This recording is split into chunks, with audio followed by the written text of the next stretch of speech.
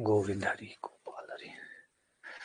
Good morning, good morning, good morning, very very good morning, very good morning. जय जय श्री राधे। कैसे हैं आप सभी?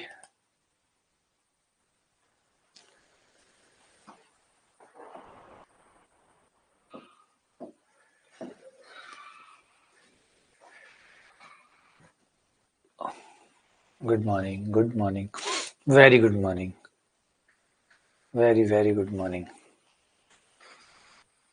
जय बजरंग बली, जय जय बजरंग बली, जय श्री कृष्ण, जय श्री राधे।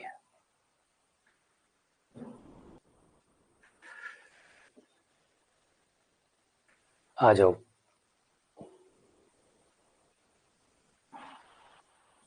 आइए।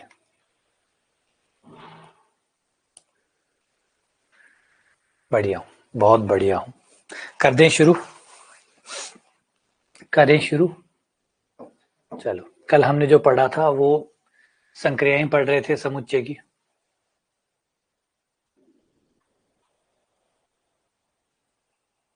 और यहाँ तक हमारा हो गया था कि यूनियन में क्या क्या विशेषताएं होती है, और उसके बाद आगे चलते हैं, इंटरसेक्शन पे आ जाते हैं।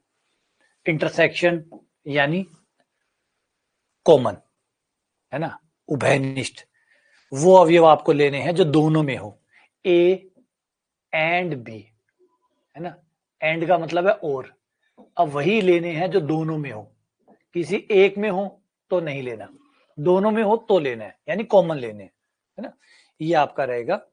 अगर कोई चीज इंटरसेक्शन में है मतलब वो दोनों में है, दोनों में है मतलब इंटरसेक्शन में है। ये इसकी टैगलाइन है, ये इसकी महत्वपूर्ण लाइन है। जो इंटरसेक्शन में है मतलब दोनों में है, जो दोनों में है मतलब इंटरसेक्शन में है, जो दोनों में है वो इंटरसेक्शन में है, जो इंटरसेक्शन में है वो दोनों में है। ठीक है ना।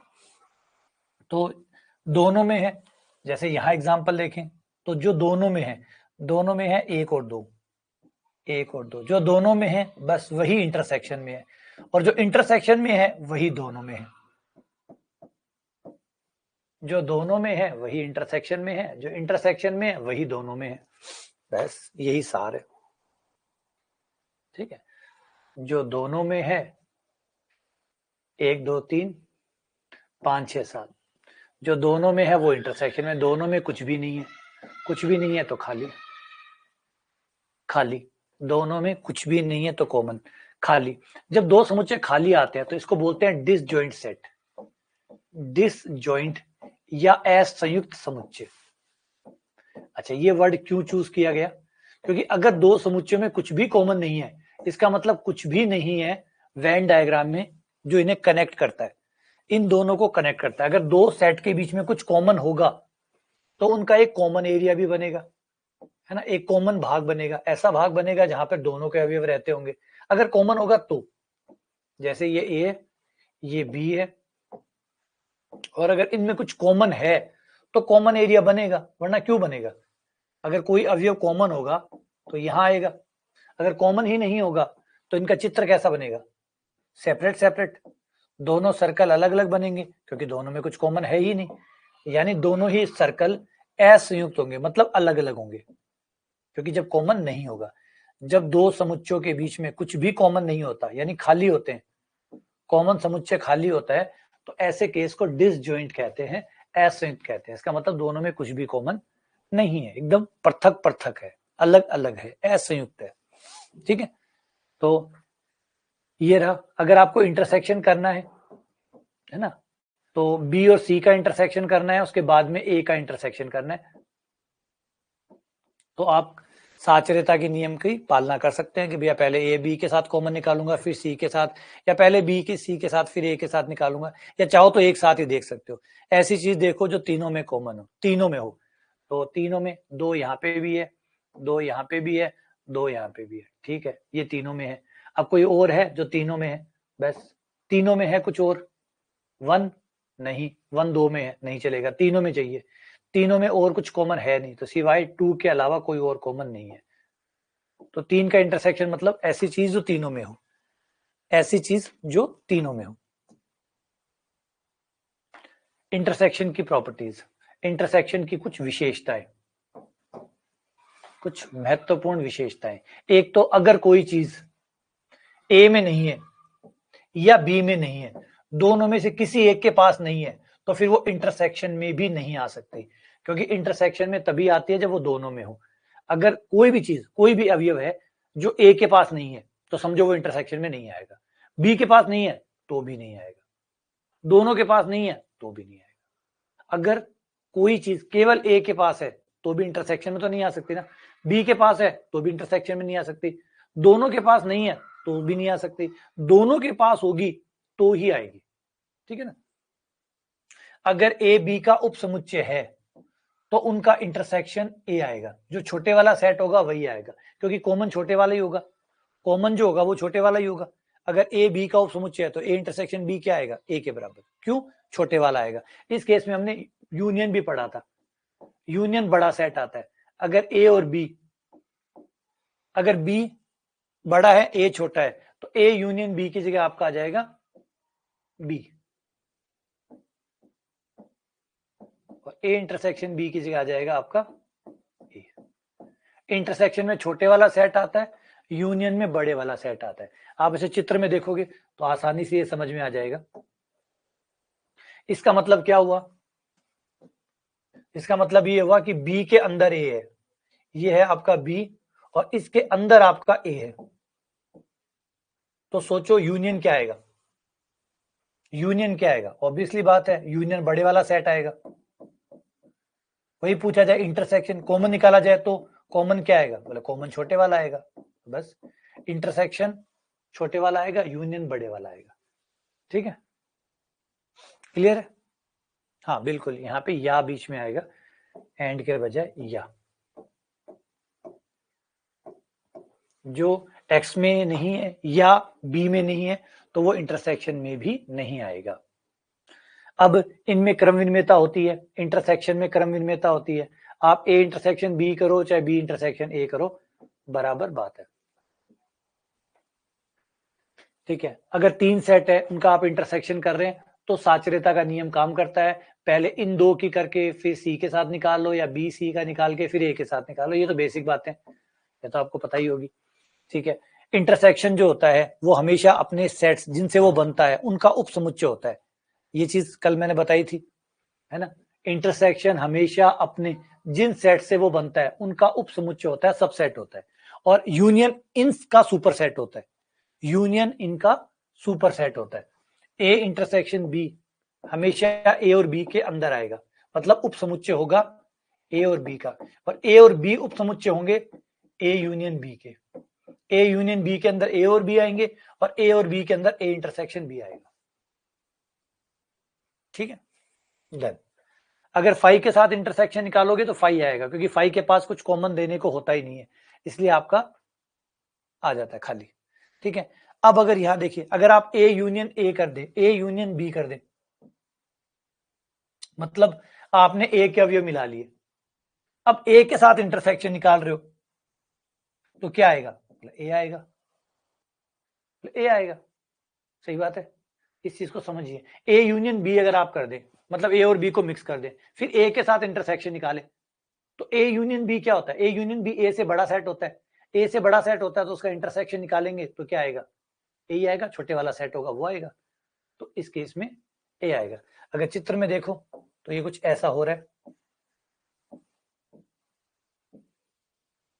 ये आपका ए है, ये आपका बी है, ये आपका ए यूनियन बी आ गया।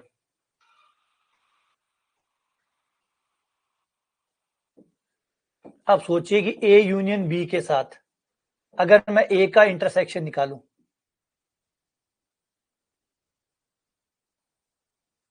ये ए है, ए का इंटरसेक्शन निकालूं तो क्या आएगा, ए आएगा, क्योंकि ए यूनियन बी पूरा है, उसमें अंदर ही ए है, तो उसके अंदर ही ए है, तो हमने कहा था कि जब कोई सेट छोटा होता है तो इंटरसेक्शन वही आता है, तो फिर इनका इंटरसेक्शन क्या आ जाएगा, ए आ जाएगा। ठीक है, ऐसे ही अगर बी के साथ इंटरसेक्शन करते तो ए यूनियन बी का बी के साथ करते तो बी आता, रिजल्ट ये रहा, इस वजह से। इंटरसेक्शन हमेशा छोटे वाला सेट आता है। अगला, अगर ए इंटरसेक्शन बी के साथ अगर ए को यूनियन कर दिया जाए, पहले अपने दिमाग में सोचो, रिजल्ट तो लिखा पड़ा है, सोचो ऐसा क्यों हुआ। ए इंटरसेक्शन बी के साथ अगर मैं ए को यूनियन कर दूं, ए इंटरसेक्शन बी के साथ अगर ए को यूनियन कर दूं तो क्या आएगा? तो जवाब है ए आएगा।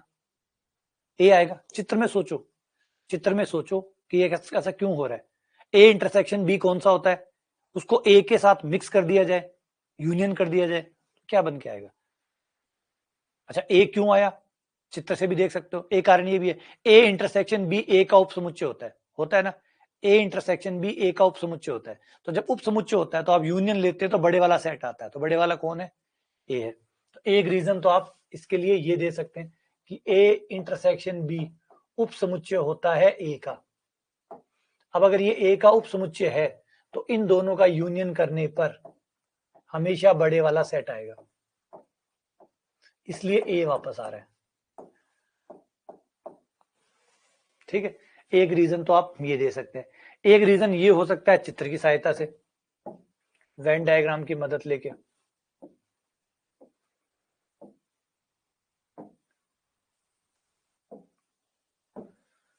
ये वेन डायग्राम हो गया, ये हो गया आपके पास ए इंटरसेक्शन बी, ये वाला पार्ट होगा।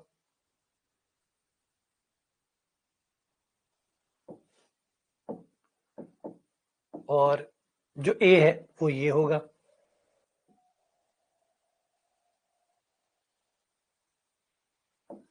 अब सोचो, अगर मैं ए को और ए इंटरसेक्शन बी को यूनियन कर दूं तो क्या आएगा? ए आएगा। सही है, ठीक है, डन। अब आगे बढ़ते हैं, आगे बंटनता का नियम। बंटनता का नियम होता है बांटने का नियम। अगर आप पहले इंटरसेक्शन करते हैं और बाद में यूनियन कर रहे हैं तो उसकी बजाय आप पहले ए के साथ यूनियन करवा के फिर इंटरसेक्शन कर सकते हैं। बांट दिया हमने बांट दिया, बंटन कर दिया। ठीक है, डिस्ट्रीब्यूशन नहीं, बंटनता का नियम, इसे बांटने का नियम कहते हैं। बंटनता यानी डिस्ट्रीब्यूशन लॉ, बांटने का नियम। देखो, एक ध्यान से देखो तो बांटा है हमने, ए यूनियन बी को हमने बांटा है, किसके साथ? बी के साथ और सी के साथ। तो A union B, A union C आ गया, तो दोनों को बांट दिया, इसलिए बंटनता का नियम कहलाता है। अच्छा, ये भी हो सकता है कि अंदर यूनियन हो, बाहर इंटरसेक्शन हो, तो कोई बात नहीं, इस बार आप इंटरसेक्शन को बांटेंगे। जो आपका ए इंटरसेक्शन है उसको आप बांटेंगे, एक बार बी के साथ, एक बार सी के साथ। तो A intersection B, A intersection C, बांट दिया ए इंटरसेक्शन को, तो इसे बांटना कहते हैं, बंटनता का नियम, न्यूटन का नियम, बंटनता का नियम। ठीक है, अगला असंयुक्त समुच्चय। असंयुक्त समुच्चय क्या होते हैं? ऐसे समुच्चय जिनमें कुछ भी कॉमन ना हो, जिनमें कुछ भी कॉमन ना हो, दोनों समुच्चय पृथक पृथक हो, डिफरेंट हो, एकदम अलग अलग हो, एक भी अवयव दोनों का कॉमन न आता हो, ऐसों को असंयुक्त या डिसजॉइंट सेट कहते हैं। डिफरेंस ऑफ टू सेट्स, दो सेट का डिफरेंस, ए माइनस बी, इसके मायने को समझिए, ए माइनस बी को।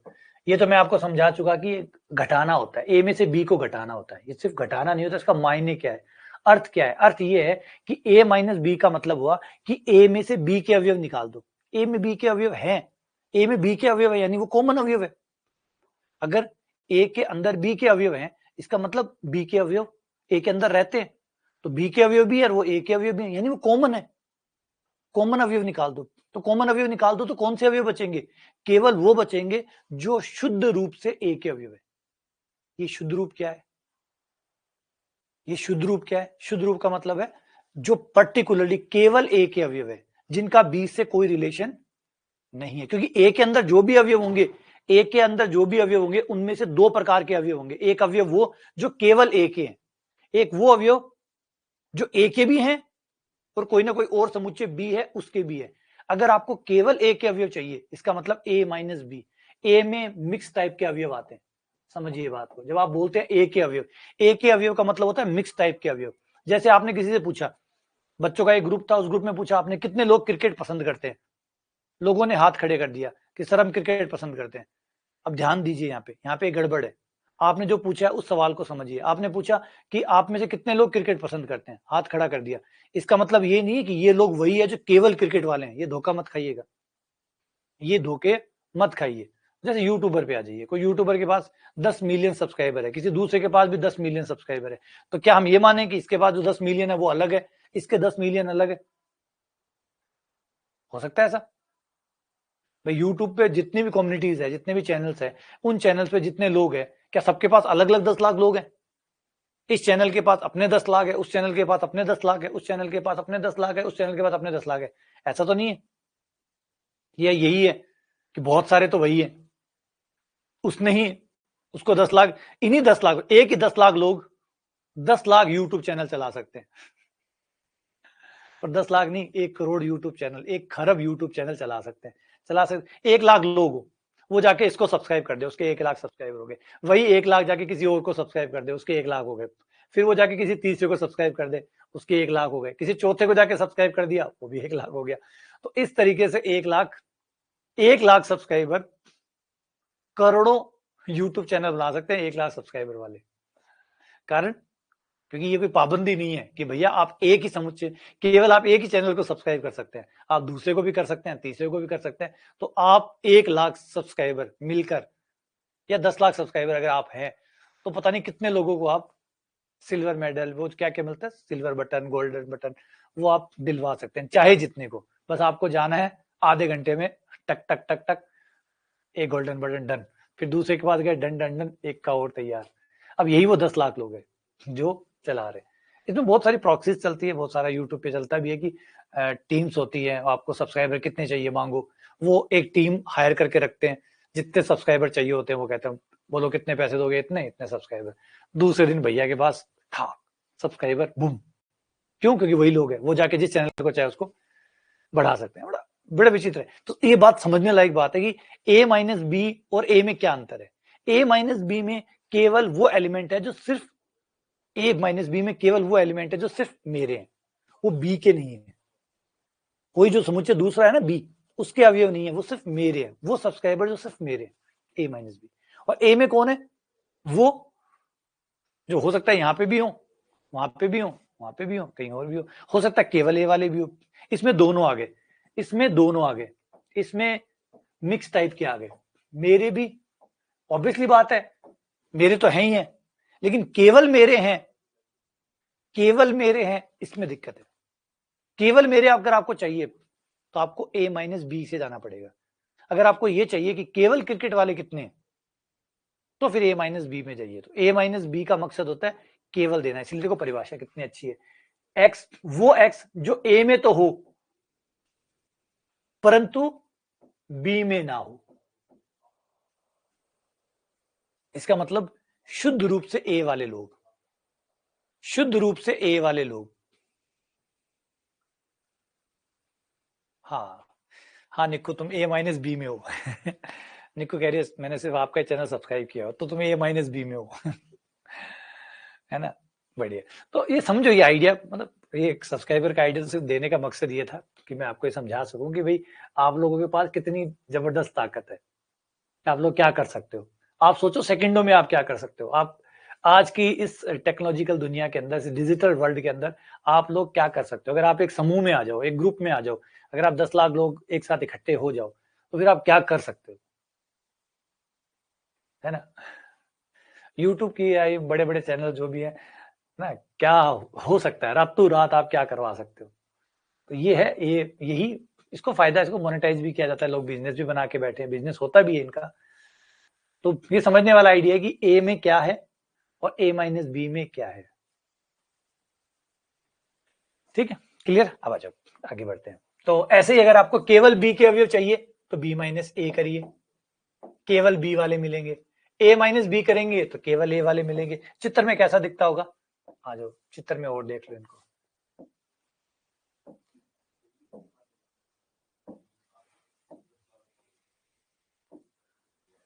a माइनस बी कौन सा होगा इसमें, ये है कॉमन जो दोनों के पास है। हमें ये नहीं चाहिए, हमें वो चाहिए जो केवल ए में है। जैसे अब ये है, ये ए है, मुझे केवल ए चाहिए जिसमें बी का कोई हिस्सा ना हो, बी का कोई हिस्सा ना हो, तो ये है वो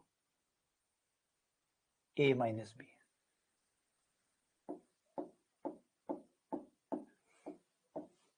इसमें कोई बी का इंटरफेयर नहीं है, केवल ए वाला, या वो जिसमें बी नहीं होता, ऐसे ही बी माइनस ए, केवल बी वाला। ठीक है, आप निकाल सकते हैं ऐसे। और यहाँ एक चीज में ये भी देख सकते हो कि ए माइनस बी कैसे बनता है। ए माइनस बी बनता है ए माइनस, आप इंटरसेक्शन को निकाल दो, इंटरसेक्शन मतलब जो कॉमन वाले लोग हैं उनको निकाल दो, आपका केवल ए बन जाएगा, आपका केवल ए जो है ना वो बन जाएगा। ठीक है, ये ए माइनस बी हो गया। अब अगर ए बी का उपसमुच्चय है तो ए माइनस बी करने पर क्या होगा, अगर बी के अंदर ए आता है और आप ए में से बी निकाल देते हो तो फिर ए के पास बचेगा क्या, कुछ नहीं बचेगा, 5। चित्र में देखो क्या कहना चाहता है ये कहना चाहता है ये है बी बड़ा, ए है छोटा, अगर बी में से ए निकाल दिया जाए,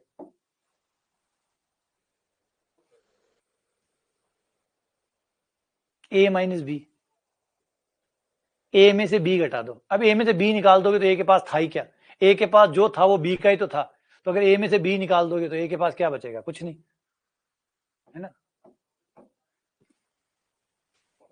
ए तो परजीवी है, ए तो परजीवी है, ए तो बी पे जीवित है, तो अगर बी ही नहीं रहेगा ए कहां से रहेगा, ए माइनस बी कितना हो जाएगा, 5।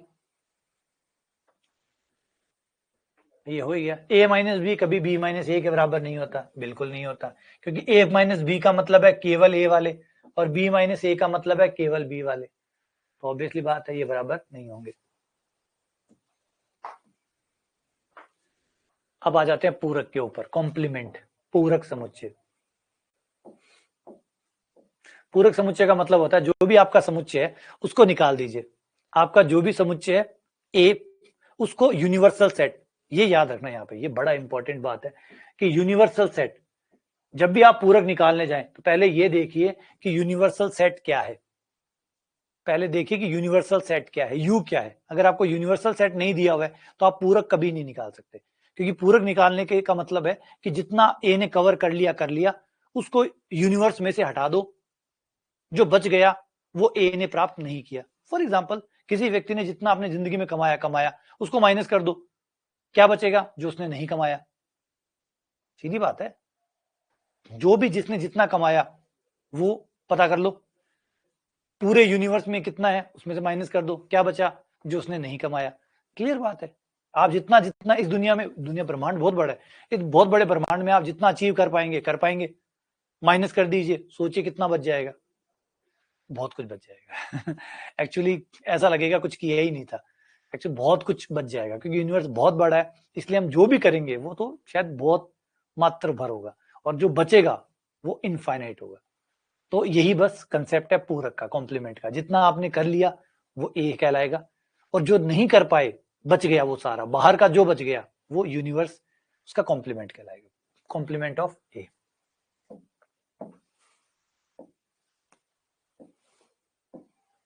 ये आपका यूनिवर्स है, यूनिवर्सल सेट है,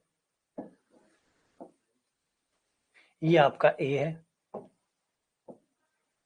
बस यही कहानी है। अब ए ने जितना कवर कर लिया सो कर लिया, जो ए कवर नहीं कर पाया वो ए डैश कहलाएगा, ये जो बाहर बचा है ना ये वाला, जो वो नहीं कर पाया, जो वो अपने पास नहीं रख पाया, ये सब बाहर वाला जो बच गया, ये ए डैश कहलाता है, ए का पूरक, you minus A, A dash बराबर होता है यू, ये है ना, ये यूनियन वाला यू नहीं है ना, यूनियन वाला यू नहीं है। एक्चुअली हमारा क्या है, यूनियन और यू एक जैसा बनता है। किताब तो क्या करते हैं, जो कंप्यूटर होते हैं वो तो यू को ऐसे बनाते हैं, यूनिवर्सल जो था इसका यूनियन वाला यू, किताबें तो ऐसे बनाती है, वो कंप्यूटर तो आराम से बना देता है, हम लोगों से एक जैसा ही बनता है है ना। जो कंप्यूटर होता है वो तो क्या करता है, यू को प्रॉपरली इस तरीके, जो यूनियन वाला यू होता है उसको वो ऐसे बनाता है, और हमारा तो ये वाला यू भी ऐसा ही होता है, ये वाला यू भी ऐसा ही होता है। इसलिए हम कई बार क्या करते हैं, कई बार जो राइटर्स होते हैं, जो लेखक होते हैं, वो क्या करते हैं, यू की जगह ई यूज करते हैं, यार ई यूज करो। ई का मतलब इंटायर, मतलब सब कुछ, इंटायर मतलब संपूर्ण। तो ये ज्यादा बेटर है, क्योंकि यू हमारा, यू और यूनियन हमारा एक जैसा ही बनता है। तो कोई ये सोचेगा कि मैंने यूनियन में से ए घटा दिया, भाई यूनियन में से ए नहीं घटाया। यू का मतलब यहाँ पर यूनिवर्सल सेट, ये यू यूनिवर्सल सेट वाला यू है, ना कि यूनियन वाला यू है। तो इसलिए मिक्स हो जाता है। इसलिए जो राइटर्स होते हैं, जो मैंने कहा कि वो समझदारी दिखाते हैं, बोले ना यार ये यू नाम मत रखो, वरना बच्चा कंफ्यूज हो जाएगा, उसे लगेगा यूनियन और यूनिवर्सल, क्योंकि दोनों यू वो तो उसके एक जैसे बनेंगे। हमारे तो एक जैसे ही बनते हैं, हमारे कहाँ है हमारे तो एक जैसे ही बनते हैं। जैसे सी देखा कभी आप लोगों ने, सी छोटा सी और बड़ा सी दोनों साथ में खड़े हो, तब तो फर्क समझ में आता है। सी जो है वो छोटा सी और बड़ा सी हमारे लिए तो एक ही बनते हैं। हाँ, दोनों साथ में खड़े हो तो बता सकते हो कि ये छोटा भाई है, ये बड़ा भाई है, अदरवाइज एक जैसे बनते हैं। भाई अक्षर में फर्क हो तो ठीक है, जैसे ए और ए है, अब ये तो पता लगता है कि ये छोटा है यार, ये बड़ा है। बी में भी पता लगता है ये छोटा बी है, ये बड़ा बी है। अब सी में छोटा सी बड़ा सी एक ही होता है, और हम जब बनाते हैं तो एक जैसे ही बनता है हमसे। तो हमें तो पता ही नहीं चलता कि कौन सा छोटा था और कौन सा बड़ा था। तो वही प्रॉब्लम यहाँ भी रहती है। तो इस प्रॉब्लम को दूर करने के लिए कई लोग ई नाम रखते हैं, ताकि वो दिक्कत ना हो।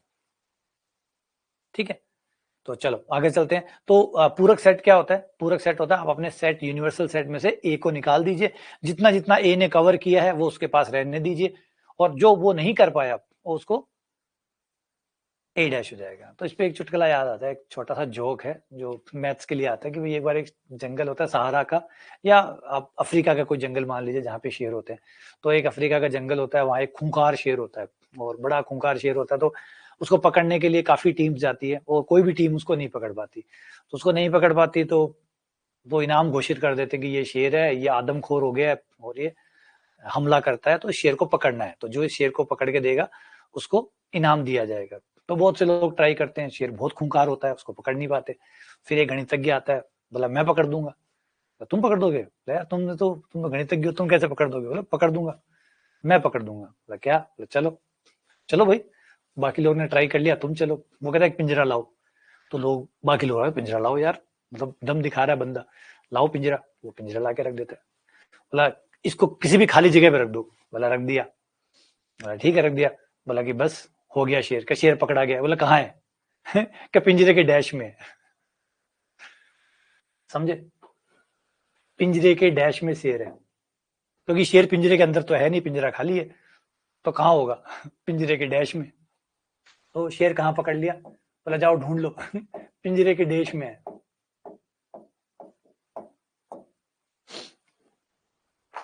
गणितज्ञ है, गणित वाली बातें करेगा। मतलब पकड़ लिया। बोला कहाँ? क्या पिंजरे के डैश में? क्योंकि पिंजरे के अंदर नहीं है तो कहाँ होगा? ए में नहीं है, कहाँ होगा? ए के डैश में होगा। सीधी सी कहानी। तो ये लॉजिक है ना। ये जोक्स थोड़े आपको समझ में आएंगे, मैथ्स वाले बंदे हो तो चीजें समझ में आएंगी कि कितना सेंस है इसके अंदर, कि भाई हमारा ए में कोई अवयव ए में है, जाओ पहले ए में ढूंढो आप। अगर ए में नहीं मिलता है, अगर आपको ए में मिल गया तो ठीक है, नहीं मिला कहाँ होगा? ए के डैश में होगा, बात खत्म। पकड़ लिया, पकड़ लिया। अब हम देखो, हम थ्योरेटिकल, हम प्रैक्टिकल लोग नहीं है। अब इस जोक को मत सोचना कि शेर को रस्सी पकड़ के लाएगा। गणितज्ञ रस्सी पकड़ता नहीं है, लॉजिक पकड़ता है ना। गणितज्ञ लॉजिक्स पकड़ता है, उसके बाद लॉजिक होते हैं, तर्क होते हैं उसके पास। उसके पास रस्सियां नहीं होती, या वो नहीं है गाड़ी लेके जाएगा डाल के लाएगा, वो नहीं करेगा। लॉजिक ही लाएगा। और पिंजरा खाली जगह रख देगा, पिंजरा खाली है इसका मतलब पिंजरे में तो नहीं है। फिर पिंजरे में कहाँ? पिंजरे में नहीं तो कहाँ है? पिंजरे के डैश में। बात खत्म, पकड़ लिया। और बताओ लॉजिक में गलती है तो बताओ, अगर लॉजिक में गलती है तो बताइए। सोचो मेरी बात को, इसको ये मत देखिए शेर को रस्सी बांधने वाला, उस तरीके से मत समझिए। ये समझिए कि बंदे के लॉजिक में कमी है। गणित वाले बंदे के लॉजिक में कमी नहीं होती, उसका लॉजिक स्ट्रांग होता है। पिंजरे के डैश में है या नहीं है? उसने गलत कहा क्या? उसने कहा मैं पकड़ दूंगा, पकड़ तो दिया, पिंजरे के डैश में पड़ा है। और अब कह दो पिंजरे के डैश में अगर शेर नहीं है तो बताओ शेर बिलोंग्स टू पिंजरे का डैश, होगा नहीं होगा? अब ये कथन सही है गलत है? उसने गलत कहा तो बताओ, अगर उसने गलत कहा तो बताओ। हाँ, गलत तब होता जब पिंजरे के अंदर शेर आ जाता तो गलत हो जाता। पिंजरा खाली पड़ा है, पिंजरा खाली पड़ा तो पिंजरे के डैश में होगा।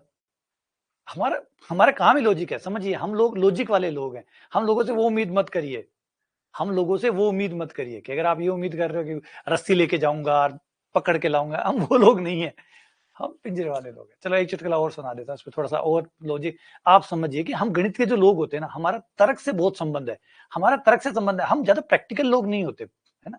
इसीलिए आप देखोगे जो गणित के लोग होते हैं, जो गणित के स्टूडेंट होते हैं, उनके ज्यादातर दोस्त नहीं होते। आप लोग अगर फील कर पा रहे हैं तो ज्यादातर दोस्त आप लोगों के नहीं होंगे। क्यों नहीं होंगे? क्योंकि हम लोग तार्किक ज्यादा है, प्रैक्टिकल कम है। हम तार्किक ज्यादा है, लॉजिक ज्यादा है हमारे पास। अब लॉजिक ज्यादा होने की वजह से हर लोगों को बर्दाश्त नहीं होते लॉजिक। लॉजिक हर कोई नहीं पचा सकता, हर कोई लॉजिक नहीं पचा सकता, तो लॉजिक पचाना बड़ा मुश्किल होता है। इसलिए हमारे दोस्त कम होते हैं। हमारे साथ ज्यादातर लोग समय नहीं बिताना चाहते। वो थोड़ी देर बैठेंगे, उन्हें पता है कहीं ना कहीं लॉजिक भिड़ाएगा, दिमाग खराब करेगा, ये वो चला जाएगा। क्योंकि हम प्रैक्टिकल नहीं होते। क्योंकि एक अच्छा गणित का जो बंदा होगा, सारा दिन लॉजिक पढ़ता है, प्रैक्टिकल होगा कहां से? सारा दिन वो लॉजिक पढ़ता है, वो प्रैक्टिकल होगा कैसे? आप कोई भी बच्चा है जो सारा दिन गणित पढ़ रहा है, वो प्रैक्टिकल है कहाँ? कौन सा वो बाहर घूम रहा है, कौन सा वो दुनिया देख रहा है? कहाँ प्रैक्टिकल? हम लोग, हम लॉजिकल हैं। तो सही है या गलत है, जो भी है, हमारा जीवन यही है। हमारा जीवन तर्क का है। हम तर्क वाले लोग हैं और तर्क पे ही विश्वास करते हैं और उसी पे हमारी दुनिया चलेगी। आगे भी, अभी भी चली है और आगे भी चलेगी। दोस्त बने तो बने, नहीं बने तो ना बने, सही। हम तर्क नहीं छोड़ सकते, ठीक है ना। तो ये बड़ा पार्ट है, तो इसलिए थोड़ी सी प्रॉब्लम आप लोगों को आएगी। जो भी मैथ्स का बंदा होगा, बुरा ना मानिएगा, बाकी लोगों को माफ कर दीजिएगा, है ना। उन लोगों की गलती नहीं है। उन लोगों की गलती सिर्फ ये है कि वो लोग थोड़े प्रैक्टिकल ज्यादा है, हम लोग थोड़े तार्किक ज्यादा है, और दोनों चीजें आपस में एक साथ नहीं रह सकती। अगर आप उनके सामने ऐसी बातें बोलेंगे तो उन लोगों को कभी बर्दाश्त नहीं होगा। क्या बकवास कर रहा है, फालतू कर रहा है, दिमाग खराब कर रहा है, टाइम खराब कर दिया मेरा बिना मतलब में। 2 गालियां देंगे वो लोग। ये चीज, अच्छा यही बात अगर आप किसी गणित वाले बच्चे को बताइए, वो खुश होगा, हाँ यार पकड़ तो लिया, पकड़ तो लिया। समझ रहे? अगर यही जोक मैं गणित वाले को सुनाऊंगा तो कहेगा हाँ पकड़ तो लिया। अगर किसी और आदमी को सुनाऊं तो वो क्या कहेगा? बकवास, बेवकूफ, टाइम खराब कर दिया, समय बर्बाद कर दिया। उसको नहीं समझ में आएगा, क्योंकि हम लोग तर्क से बात करते हैं। तर्क में कमी है तो बताओ, मतलब तर्क सही है तो यही हमारी एक प्रॉब्लम है। हम तार्किक लोग ज्यादा हैं, तो तर्क के साथ ज्यादा चलते हैं। चलो एक छोटा सा और एग्जाम्पल समझाता हूँ।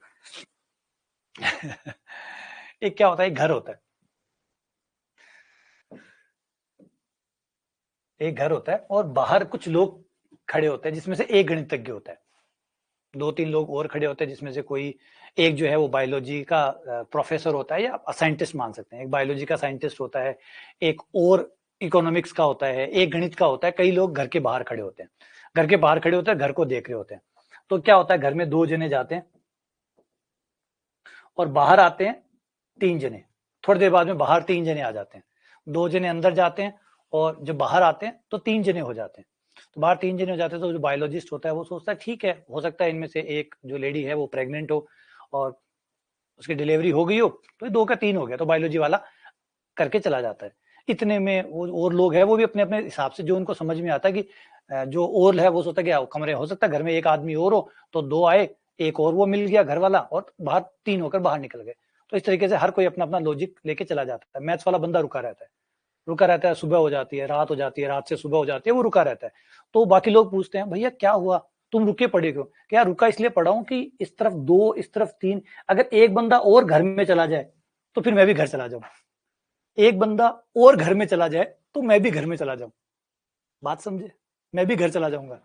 उससे कोई फर्क नहीं पड़ता कि 2 के 3 कैसे हुए। उसकी दिक्कत है एलएचएस बराबर आरएचएस नहीं हो रहा। अंदर 2 गए, लेफ्ट साइड 2 है, राइट साइड 3 है। अगर एक बंदा और घर चला जाए तो इधर भी 3 हो जाए, इधर भी 3 हो जाए, मेरा काम फिट, मैं घर चला जाऊं।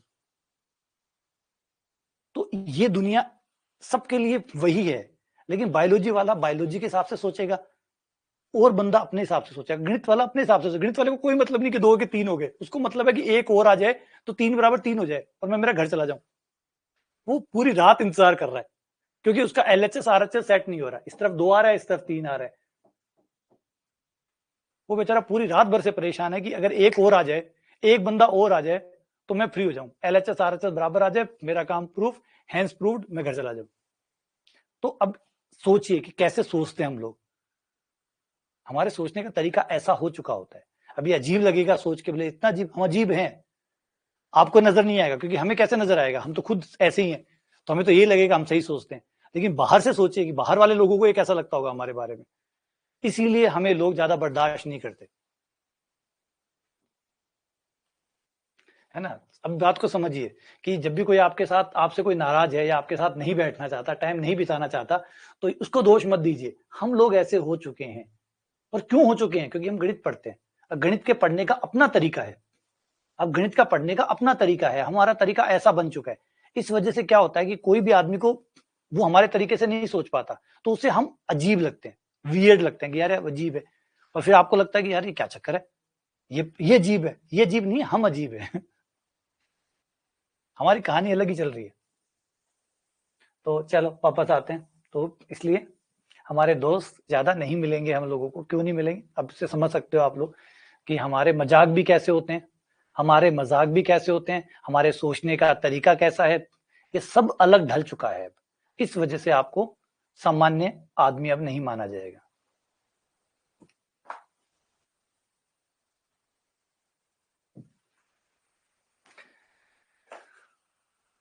हाँ, नहीं होंगे आपके, होंगे भी नहीं।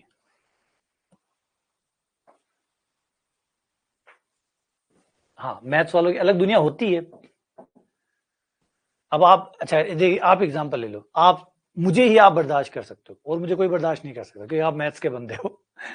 आप मुझे बर्दाश्त कर सकते हो, 4-4 क्लास ले सकते हो। आपको लगता है कि कोई मेरी और क्लास कोई देख सकता है?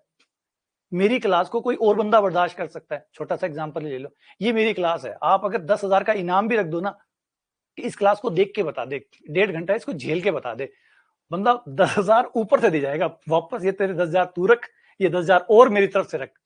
मैं नहीं बर्दाश्त कर सकता। तो सोचो हम कितने हैं, कैसे हैं हम लोग।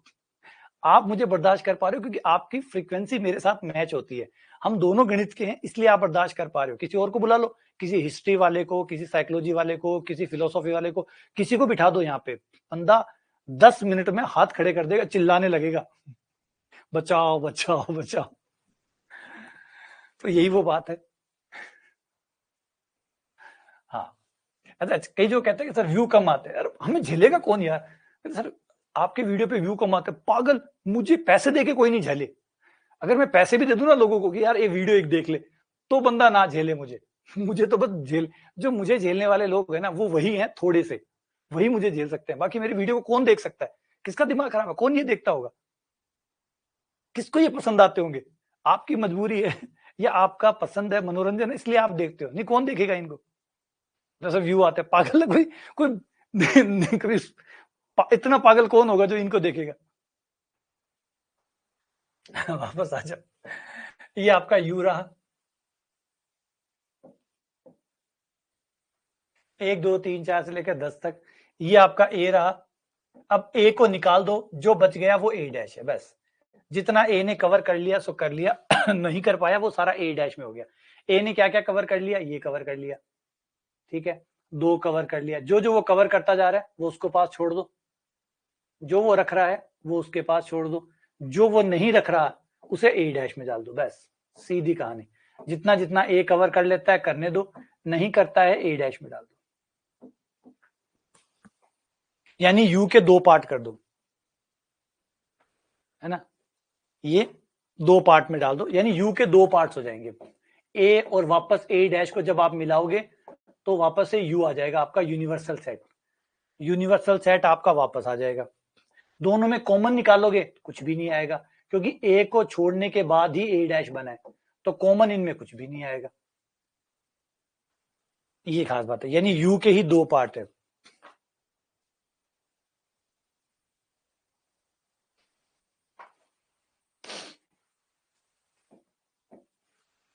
ए यूनियन ए डैश बराबर you, A intersection A dash बराबर 5।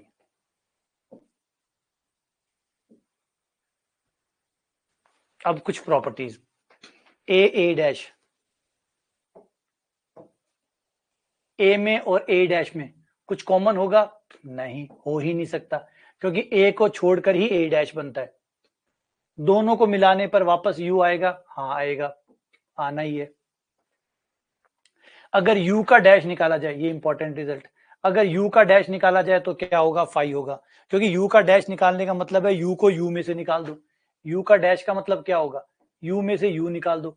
अगर u में से u निकाल दोगे तो कुछ नहीं बचेगा, फाई बचेगा, तो u का डैश फाई होगा। अच्छा फाई का डैश क्या होगा फिर, फाई का डैश का मतलब होगा u में से फाई निकाल दो, और u में से फाई निकाल दोगे तो पूरा u बच जाएगा। तो ये वैसे ही खाली का उल्टा भरा हुआ होगा और भरे हुए का उल्टा खाली होगा, खाली का उल्टा भरा हुआ होगा और भरे हुए का उल्टा खाली होगा।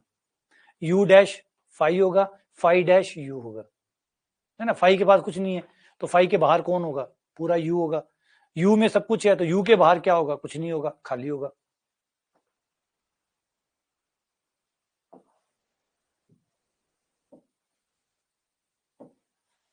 a डैश डैश वापस a आ गया।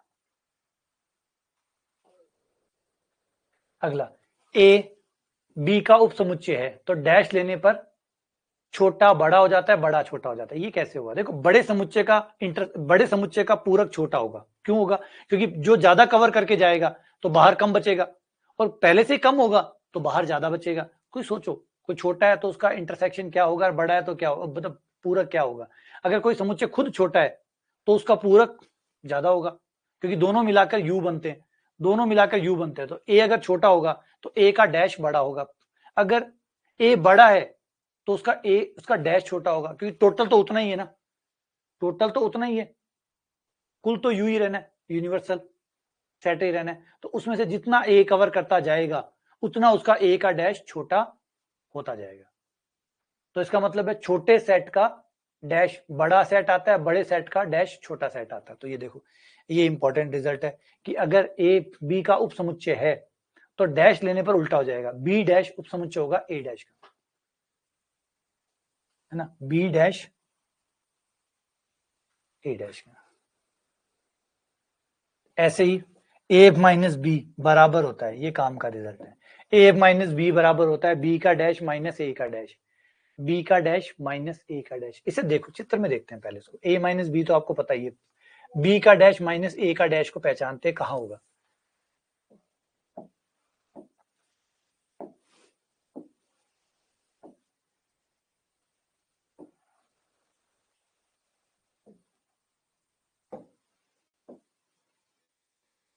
ये ले लो ए और ये बी, पहले ए का डैश बनाते हैं, ए का डैश ये होगा बाहर,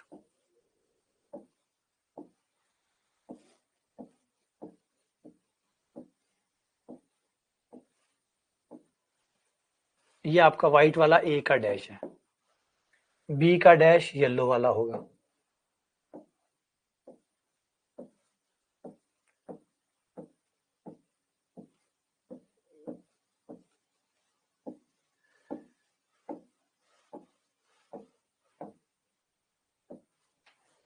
ये बी का डैश हो गया।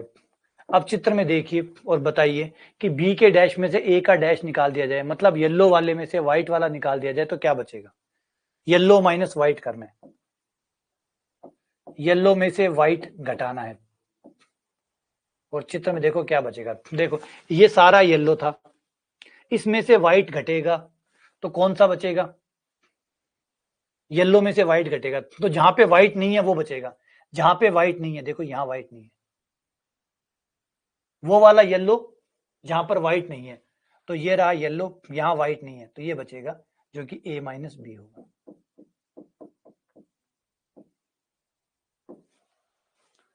सही है।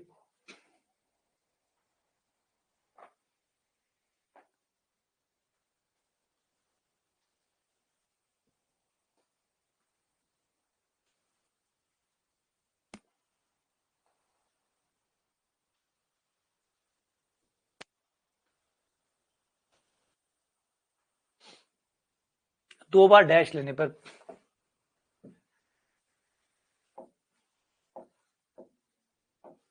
ये कोई ए है, ये उसका डैश है,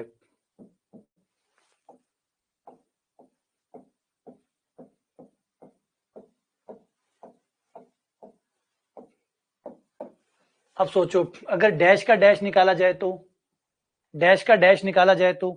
अगर ए का डैश ब्लू वाला होगा और फिर ए के डैश का दोबारा डैश निकाला जाए तो ये माइनस हो जाएगा, ए बच जाएगा, ए का डैश निकालोगे ये आएगा, और डैश का दोबारा डैश निकालोगे तो ब्लू हट जाएगा, व्हाइट बच जाएगा, क्योंकि व्हाइट और ब्लू दो ही तो है। व्हाइट को हटाओगे तो ब्लू बच जाएगा, और ब्लू को हटाओगे तो व्हाइट बच जाएगा। तो ए के डैश का डैश वापस क्या आ जाएगा, ए के डैश का डैश वापस यही घूमता रहेगा। सोचो, ये यूनिवर्सल सेट है, ये बॉक्स है, इस बॉक्स में से ए निकाल दूं तो ए का डैश बन जाएगा। अब ए के डैश का डैश निकाल दूं, ए बच जाएगा। अब ब्लू को हटा दो, पहले व्हाइट को हटाओ, ब्लू बच जाएगा, फिर ब्लू को हटाओ, व्हाइट बच जाएगा।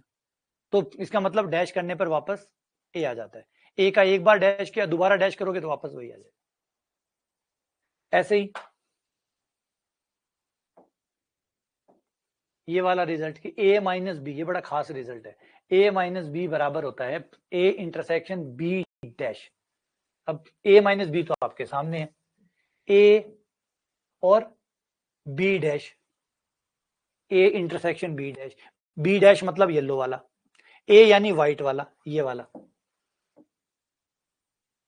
ये है ए।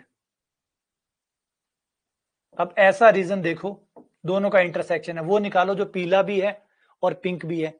पीला और पिंक यही हुआ ए माइनस बी, जो पीला भी है पिंक भी है। देखो बी डैश हमने कैसा बनाया था, पीला, बी डैश पीला था और ए पिंक बना दिया। तो पीला और पिंक वाले का कॉमन एरिया, इंटरसेक्शन मतलब कॉमन एरिया, वो देखो जहां पिंक भी है येलो भी है, तो कौन सा हुआ, ए माइनस बी, ए माइनस बी हो गया। यही बी माइनस ए का रिजल्ट हो जाएगा। ये छोटे छोटे रिजल्ट है, याद रखना, पेपर में पूछे जाते हैं। और इनका सबसे अच्छा तरीका होता है वेन डायग्राम। वेन डायग्राम, चित्र बनाना सीखो, घटाना सीखो, इंटरसेक्शन कैसे बनता है, कौन सा एरिया कॉमन है, चित्र को बनाना। 2-3 कलर जो है ना उनका यूज कर सकते हो आप लोग, 2-3 कलर का यूज कर सकते हो। जैसे मान लो एक ब्लैक यूज कर लिया, एक अगर मान लो ब्लू पेन ही है तो 2 ब्लू पेन यूज कर लो, है ना। एक जैसे बॉल पेन यूज कर लिया, एक जेल पेन यूज कर लिया। अगर अलाउड नहीं है, 2 ही पेन अलाउड है, तो फिर कलर में थोड़ा फर्क कर लो, कोई डार्क कर लो, एक लाइट कर लो, ताकि आपको पता चल जाए कि कौन सा किसके साथ है। फिर देखो कॉमन एरिया कौन सा आएगा, या निकालना है तो निकालने के बाद कौन सा बचेगा। इससे जुड़ा हुआ एक सवाल पेपर में आने के चांसेस रहते हैं, क्योंकि ये अच्छे है, इनमें घुमा घुमा के पूछता है, इसके साथ करोगे तो क्या आएगा, उसके साथ करोगे तो क्या आएगा, है ना। ये बड़ी प्यारी प्यारी चीजें, तो इसको ध्यान दो। जैसे एक सवाल था अभी आया था, वो भी बता देता हूँ, पहले इसको करते हैं।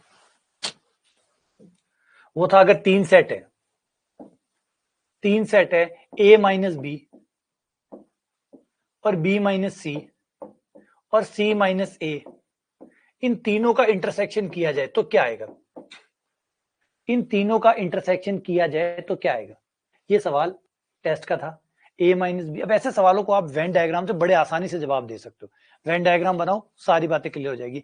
ऐसी जगह ढूंढो जिसमें ये तीनों जने ओवरलैप होते हो, तीनों ओवरलैप होते हो। इंटरसेक्शन निकालना है, इंटरसेक्शन मतलब ओवरलैपिंग, ये तीनों चीजें ओवरलैपिंग होती हो, वो जगह जहां ये तीनों भाई ए माइनस बी माइनस सी और सी माइनस ए तीनों ओवरलैप होते हो, मतलब वो कॉमन एरिया जहां पे तीनों भैया मिलते हो आपको।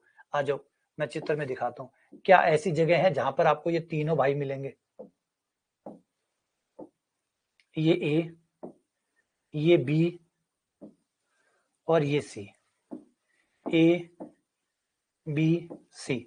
सबसे पहले देखो ए माइनस बी, ए माइनस बी क्या होता है, ए में से बी निकाल दो, तो ए में से बी निकालने के बाद में देखो ये बचेगा आपके पास,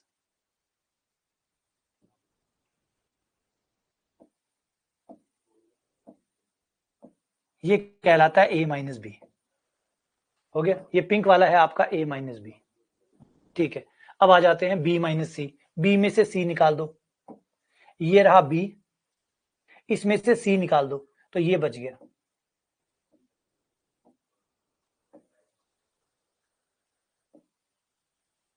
ये आपका बी माइनस सी है। सही है, मैं इस पे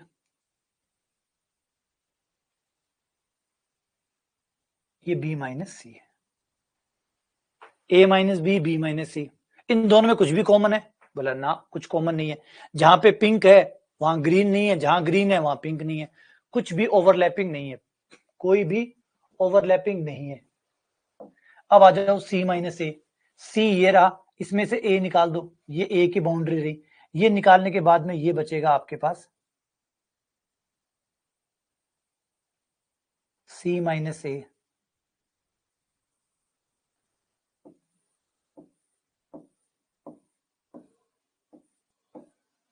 ये लो, ये C माइनस ए। बताओ कोई जगह है ऐसी जहां पे ये तीनों भाई मिलते हो, जो ऐसा क्षेत्र है जो पीला भी हो, हरा भी हो और गुलाबी भी हो?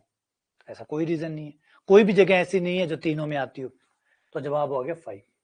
तो इन सवालों के आंसर देना बहुत आसान है। अगर आप चित्र पे थोड़ी सी महारत कर लें, थोड़ा सा चित्र वित्र बनाए, तो बहुत चुटके में सवाल का आंसर आ जाता है कि अच्छा 5 है, कुछ है ही नहीं, एक ही हिस्सा कॉमन नहीं बनेगा, वरना सॉल्व करने में फंस जाओगे, वरना मुश्किल हो जाएगा, वरना मुश्किल हो जाएगा।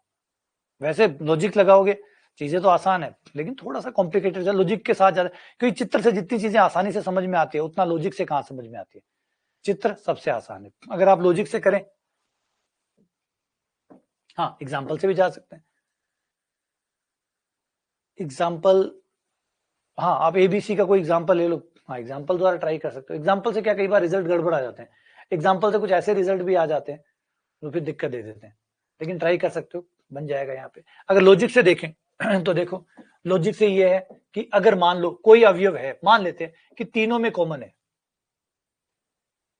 इसका मतलब x तीनों में है, x a माइनस बी में भी है और x कॉमन है, इसका मतलब तीनों में है, तो x b माइनस सी में भी है और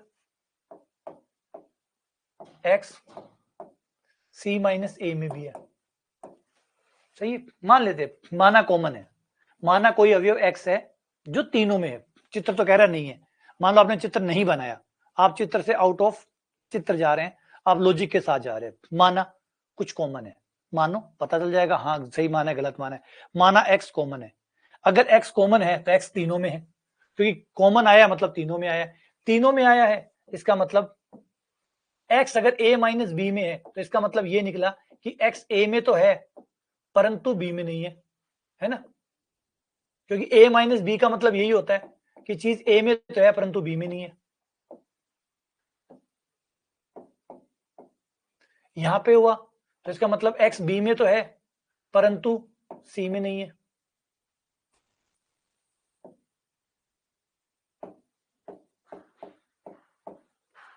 इस बात का मतलब निकला कि x c में तो है परंतु a में नहीं है। अब इस लॉजिक को पढ़ो, ये क्या हो गया, तो फंस गया, ये तो फंस गया। एक बार आप कह रहे हो कि x b में नहीं है, आगे तो आपने कहा है कि x b में नहीं है, और यहां कह रहे हो x b में है, ऐसे कैसे हो सकता है? एक बार तो कह रहे हो b में है और एक बार कह रहे हो b में नहीं है, तो ये तो नहीं हो सकता। इसका मतलब ऐसा कोई अभी हो ही नहीं सकता जो है भी और नहीं भी, ऐसे कैसे होता है? या तो होगा या नहीं होगा, तो इसका मतलब है ऐसा कोई अवयव x नहीं हो सकता, कॉन्ट्राडिक्शन आ गया, तो ये विरोधाभास आ गया, कॉन्ट्राडिक्शन, विरोधाभास। एक कथन दूसरे कथन को काट रहा है, इसको विरोधाभास कहते हैं।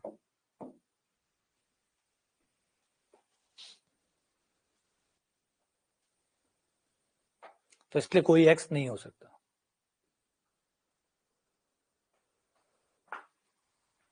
ठीक है, चलो अच्छा इस पे रिजल्ट पे आ जाते हैं, 2-4 पे।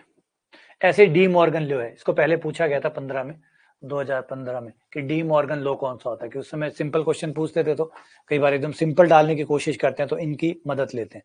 तो ए यूनियन बी का डैश, डी मॉर्गन लॉ का एक ही फायदा होता है, डी मॉर्गन लॉ क्या करता है, आपके यूनियन को इंटरसेक्शन में कन्वर्ट कर देता है, और या इंटरसेक्शन है तो उसको यूनियन बना देता है, यही इसकी स्पेशलिटी है डी मॉर्गन लॉ की, यही खास बात है, यूनियन को इंटरसेक्शन बना देता है, इंटरसेक्शन को यूनियन बना देता है, लेकिन उसके लिए उसको डैश चाहिए, डैश पूरक चाहिए, कॉम्प्लीमेंट चाहिए।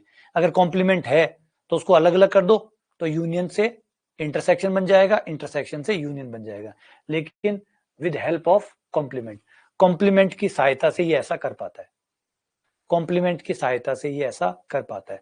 और ये एक दो अनकहे डी मॉर्गन लॉ के अनुप्रयोग है, ये भी बड़े कमाल के हैं और ये खास है, पेपर के हिसाब से बड़े रुचिकर है, क्योंकि इनमें होता क्या है, अगर आप ध्यान से देखें तो A minus bracket B union C था, है ना, ये देखो ये यूनियन बन गया इंटरसेक्शन, तो बड़ा कमाल हो गया, बोला ये तो डी मॉर्गन है, डी मॉर्गन ही करता है ऐसे तो काम, लेकिन यहाँ पे देखो ए, ये हो गया, सही है, वाओ। ऐसे इसको देखो, इंटरसेक्शन था,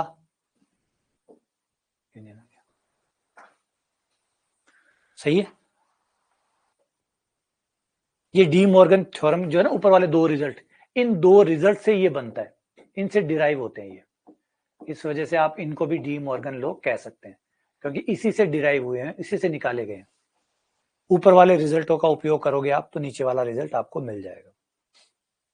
सही है, आ जाओ मैं आपको थोड़ा सा एक व्युत्पत्ति करके दिखा देता हूं, जिससे आपको समझ में आ जाए कि कैसे ये हुआ है। देखो, A minus B union C है, और एक चीज हमने पढ़ी थी अभी कि A माइनस बी हो तो उसको आप ऐसे लिख सकते हैं, A माइनस बी बराबर A इंटरसेक्शन बी डैश। इसको आप ऐसे लिख सकते हैं, अभी जस्ट थोड़ी देर पहले ही आप पढ़ के आए हैं कि A माइनस बी बराबर होता है A intersection B dash. A intersection B dash होता है, बिल्कुल होता है, अभी भी पढ़ के आए एकदम ताजा ताजा। ये रहा result number, A minus B बराबर होता है A इंटरसेक्शन बी डैश, बस वही मैंने इस्तेमाल किया। अब मैं यहाँ पे इसी को यूज करने वाला हूं, तो ये हो गया मेरा A intersection B dash. B की जगह कौन है, बी यूनियन सी है, इसका डैश आ गया। ठीक है, अब ऊपर से मैंने लगा दी De Morgan theorem. De Morgan theorem के अनुसार बी यूनियन सी पे डैश बराबर होता है B dash intersection C dash, तो B dash intersection C dash हो गया। ठीक है, ये मैंने ब्रैकेट खोल दिए बंटनता के नियम के अनुसार, बंटनता का नियम लगाया और मैंने ब्रैकेट्स ओपन कर दिए। A intersection B dash intersection A intersection C dash, ये मैंने बंटनता का नियम लगा दिया, इसके साथ भी बांट दिया, इसके साथ भी बांट दिया। अब ए इंटरसेक्शन बी डैश को आप क्या लिख सकते हैं, मतलब ए माइनस बी लिख सकते हैं। ठीक है, ये ए माइनस बी हो गया। Intersection A intersection C dash को क्या लिख सकते हैं, बोले ए माइनस सी लिख सकते हैं, ये ए माइनस सी, ए माइनस बी, ए माइनस सी हो गया। ये आपके रिजल्ट आ गया।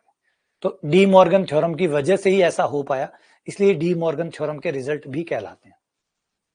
तो डी मॉर्गन थ्योरम ना होती तो कोई यूनियन को इंटरसेक्शन नहीं बना पाता, इसलिए जब भी कोई सवाल में यूनियन से इंटरसेक्शन बनता है तो कहीं ना कहीं उसने कमाल किया है।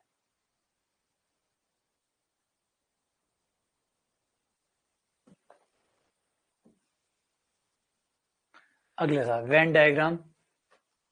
अब ये है, आप वेन डायग्राम में इन चीजों को बनाइए कि कैसे कैसे कहां कहां क्या बनेगा। ए यूनियन बी कहां बनता है, ए यूनियन बी कौन सा होता है, ठीक है।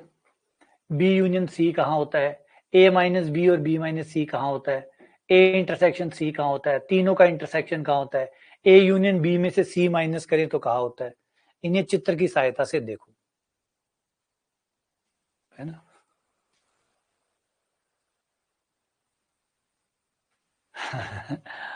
अच्छा ऐसे क्या, हाँ नहीं ठीक है, मैं ये होना चाहिए, आपके पास ये बुद्धिमानी होनी चाहिए कि कैसे मैं जो अटपटे रिजल्ट है ना, जो अटपटे हैं उनको आप कैसे याद रखते हैं। कोई भी कुछ भी बनाइए, लेकिन बनाइए। मनोज वाला मुझे भी पसंद आया, हाँ बिल्कुल ठीक है, ये ठीक लगा। ये ऐसे है, मनोज कह रहा है कि इसको अब नॉर्मल, हाँ नॉर्मली इनको याद करना मुश्किल है, क्योंकि हम आज तो पढ़ रहे हैं तो याद रह जाएगा, कल ये भूल जाएंगे। तो मनोज कह रहा है कि इसको ऐसे याद रखो कि ये बंदूक की गोली है, ये जो माइनस है ना, ये बंदूक की गोली है,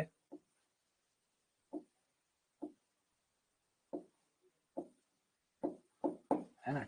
ठक, ये गोली चली और गोली जाके यू से टकराई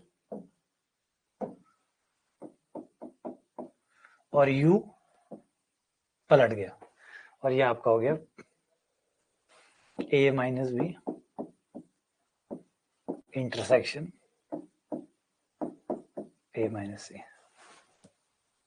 ठीक है, ठीक है ना। ये बड़ा प्यारा सा है, खचाक गोली चली, यूनियन इंटरसेक्शन बन गया, इंटरसेक्शन यूनियन बन गया। या कुछ कुछ बनाओ, कुछ क्रिएटिविटी करो, कुछ ऐसा करो जिससे याद रह जाए, क्योंकि प्रॉब्लम याद रहने की आएगी। कल ये चीजें सुन तो ली, आज देख भी ली, लेकिन ये लंबे समय तक टिकेगी कैसे? तो कुछ है ना, कुछ फैंटेसी, कुछ हाइपोथेटिकल, कुछ काल्पनिक, इमेजिनरी कुछ बनाओ ऐसा जिससे वो चीजें आपको आपके दिमाग में लंबे समय तक ठहर सके। अटपटा बनेगा तो ही टिकेगा, है ना, नॉर्मल बनाओगे तो नहीं टिकेगा। नॉर्मल चीजें दिमाग में नहीं टिकती, दिमाग को फैंटेसी ज्यादा याद रहती है, जो अजीब अजीब चीजें होती है ना, ख्याल, अजीब ख्याल, वही दिमाग में टिकते हैं। तो कुछ अजीब बनाओ जैसे टिक जाएगी। जैसे हाँ, गोली चलाई, यू का यू पलट गया, बी नहीं लगी यार, सोच लो यार, हद कर रहे हो, लॉजिक ढूंढ रहे हो। तो मैं तो गोली चला रहा हूँ, ये नहीं देख रहे गोली चल रहा है बी को क्यों नहीं लगी? चलो यूं उल्टा कर लेते हैं, ऊपर से चला दें, हवाई फायर किया,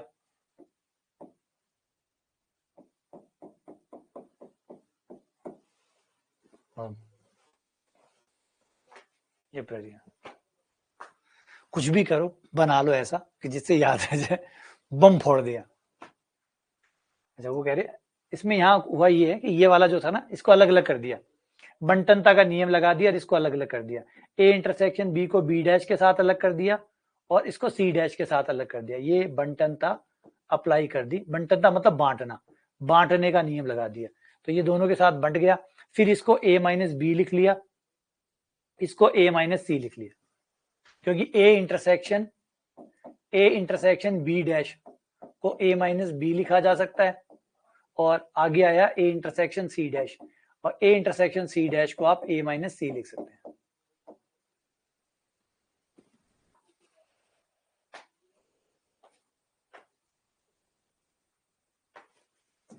ठीक है, तो इनको चित्र में बनाने की, खूब सारे चित्र बनाओ, वेन डायग्राम में खूब सा समय बर्बाद करो, ये क्या हो वो क्या हो। जितना वेन डायग्राम आप अच्छा करोगे उतना ज्यादा आपके लिए सवालों को टैकल करना आसान हो जाएगा, क्योंकि इन सवालों को अगर आप वहां से करेंगे ना सीधा, तो ये नहीं होंगे। लॉजिक से ज्यादा बड़ा अच्छा लॉजिक चाहिए होगा, इतना अच्छा लॉजिक लाना मुश्किल हो जाएगा।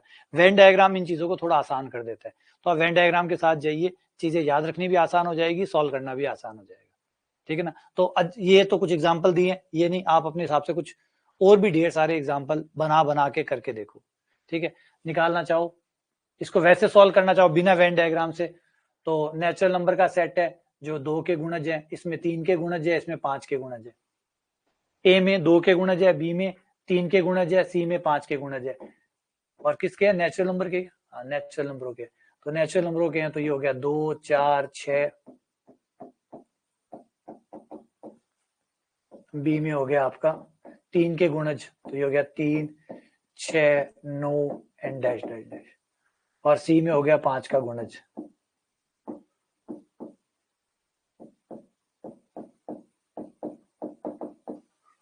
अगर पूछो ए यूनियन बी क्या आएगा, तो 2 के और 5 के दोनों के गुणज आ जाएंगे, 2 के और 5 के दोनों के गुणज आ जाएंगे।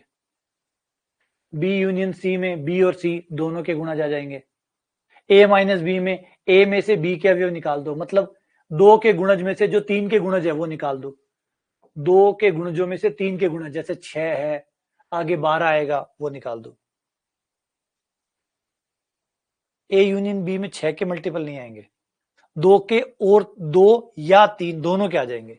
इंटरसेक्शन में बोल सकते हो, इंटरसेक्शन जब निकालोगे ना, अगर आप ए इंटरसेक्शन बी निकालते हो, ए यूनियन बी निकालते हो, तो 2 के और 3 के दोनों आ जाएंगे, 2 वाले भी आ जाएंगे, 3 वाले भी आ जाएंगे, 2 या 3,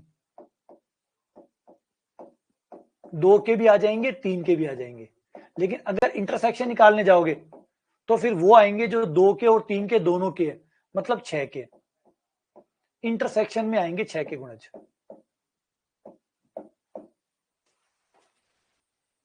क्योंकि इंटरसेक्शन में कॉमन लेना होता है ना, इंटरसेक्शन में कॉमन लेना होता है। तो कॉमन जो 2 में भी आते हैं, जो 3 में भी आते हैं, मतलब जो 6 के पहाड़े में आते हैं, क्योंकि 2 के पहाड़े में 6 आएगा, 3 के पहाड़े में 6 आएगा, तो वो 6, 12, 18 वो कॉमन आ जाएंगे। तो जिसकी तुम बात कर रहे हो निकू, वो इंटरसेक्शन है, ना कि यूनियन है। यूनियन में तो 2 के भी आ जाएंगे, 3 के भी आ जाएंगे, दोनों आ जाएंगे।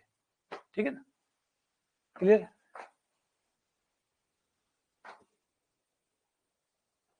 तीनों का यूनियन है तो मिक्स कर दो, तीनों का यूनियन है, मिक्स कर दो, मतलब 2 के भी आ जाएंगे, 2 के भी, 3 के भी, 5 के भी, तीनों आ जाएंगे। 2 वाले भी डाल दो, 3 वाले भी डाल दो, और 4, 5 वाले भी डाल दो। 2 के गुणज, 2 के, 3 के, 5 के, सब मिक्स कर दो। 2 वाले हैं तो भी डाल दो, 3 वाले हैं तो भी डाल दो, 5 वाले हैं तो भी डाल दो, 2 वाले भी डाल दो, 3 वाले भी डाल दो, 5 वाले भी डाल दो, तीनों डाल दो, डन। इससे आपका बन जाएगा। क्लियर है ये बात? ये होता है यूनियन का मकसद क्या होता है? यूनियन का मकसद होता है मिक्स कर देना, यूनियन मिक्स कर देना, मिला दो, सम्मिलन मिलन करवा देना, सम्मिलित कर देना, मिक्स कर देना। तो 2 वाले भी आ जाओ, 3 वालों तुम भी आ जाओ, 5 वालों तुम भी आ जाओ, तो तीनों आ गए। ये A union B union C हो गया। अब आ जाते हैं इंटरवल, जो हम कई दिनों से पढ़ चुके हैं, बहुत सारा पढ़ चुके हैं। इंटरवल्स क्या होते हैं?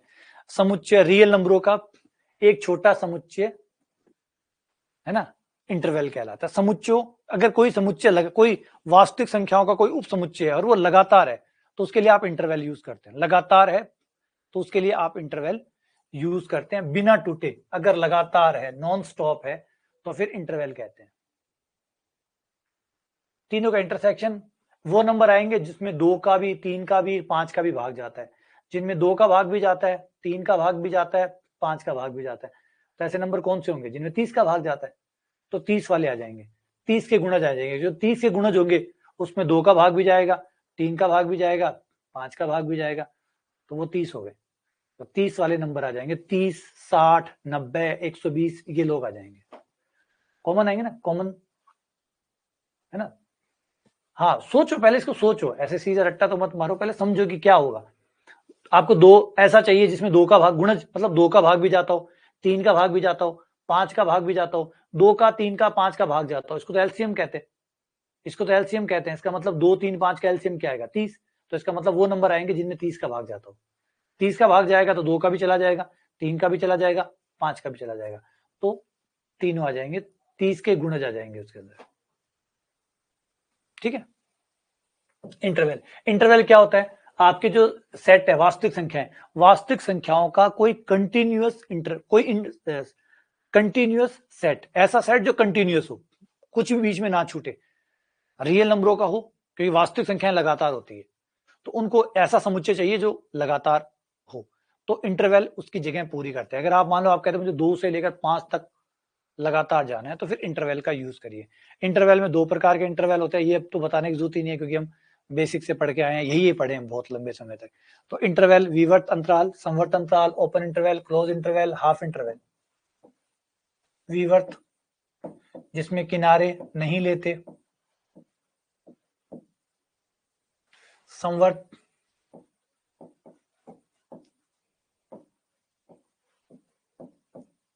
क्लोज जिसमें किनारे लेते हैं,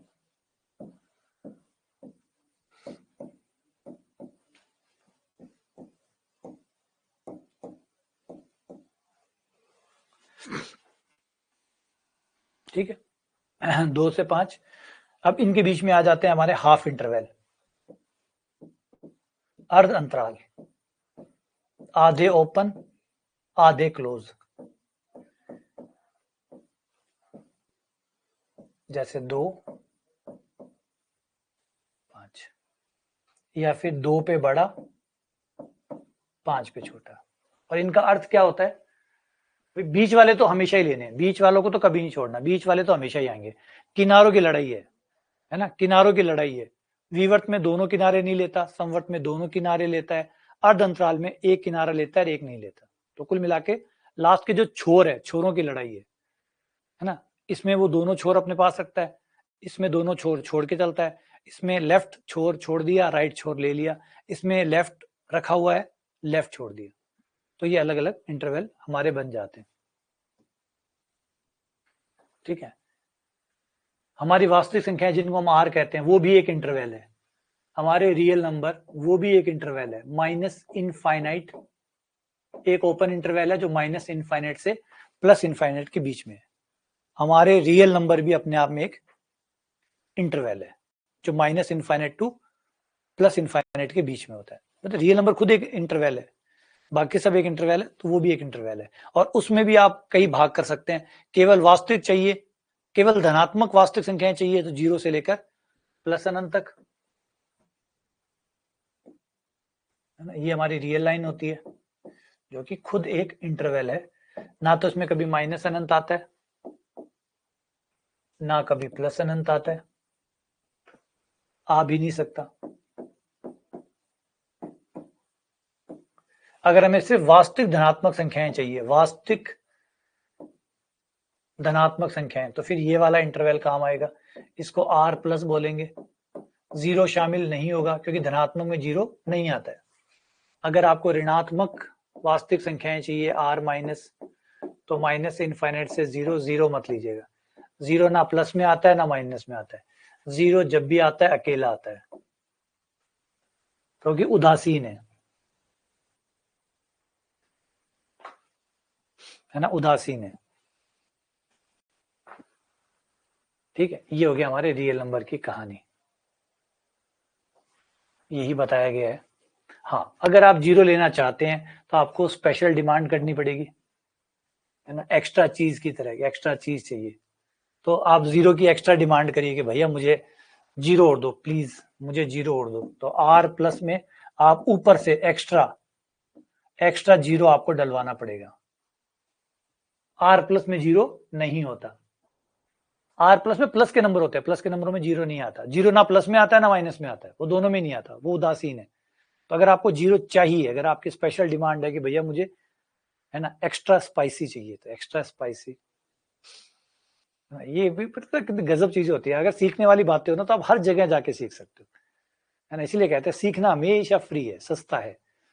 पढ़ना महंगा है, पढ़ाई महंगी है, वो महंगा है। सीखना तो हर जगह सस्ता है, अगर आप जहां चाहे वहां जाके सीख सकते हैं, है ना। तो ये बड़ा इजी है कि आप पिज्जा लेने गए, आप बर्गर कभी खा रहे हैं वहां पे, तो वहां देखते हैं एक्स्ट्रा चीज, मतलब एक्स्ट्रा ऐड कर दो, एक्स्ट्रा स्पाइसी कर दो, मतलब थोड़ा सा और मिर्ची डाल दो। तो आर प्लस जीरो ऐसे डिमांड करो, बोलो भैया आर प्लस में तो जीरो नहीं होता, जो उनका मेनू है उसमें तो इतना ही आएगा, इतनी मिर्ची आएगी, और ज्यादा चाहिए ऊपर से ऐड करवा लो, तो आर प्लस जीरो और ऐड कर दो। माइनस में करवाना चाहो तो माइनस में करवा लो, आर माइनस जीरो और डाल दो। अब जीरो और डाल दोगे तो जीरो शामिल हो गया, जीरो से लेकर अनंत तक, ऐसे ये माइनस अनंत से लेकर जीरो तक। अब जीरो आपने ऊपर से एक्स्ट्रा ऐड करवा लिया, है ना, उसमें नहीं था, जीरो आपने ऊपर से डलवा लिया।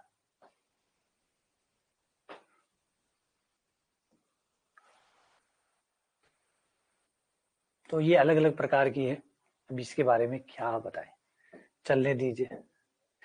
ये कहता है कि चीजों को दो तरीकों से लिख सकते हैं आप। हाँ, ये बढ़िया बात है, थोड़ी सी अच्छी बात है कि चीजों को कम से कम दो तरीकों से आप लिख सकते हैं।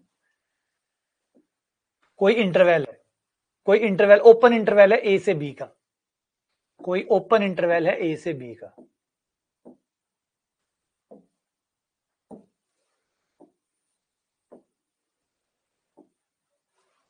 है ना, ये ओपन इंटरवल है। इसी ओपन इंटरवल को आप दूसरे तरीके से भी लिख सकते हैं। ये ठीक बात लगी, ये बात अच्छी है, ये सीखना चाहिए आपको कि ओपन इंटरवल है, आप इसको ए से बी लिख सकते हैं। अब लड़ाई मत लड़िएगा कि एक ही तरीका लिखने का, नहीं, एक और तरीका भी हो सकता है। हम तो ऐसे भी तो लिख सकते हैं कि आर माइनस, आर में से वो घटा दो, आर माइनस, आर में से माइनस कर दो, क्या माइनस कर दो, माइनस अनंत से लेकर ए तक, यूनियन बी से लेकर अनंत तक, इन दोनों को मिलाकर उसे आर में से माइनस कर दो, इन दोनों को मिलाकर इसे आर में से माइनस कर दो, तो भी तो ए भी आएगा।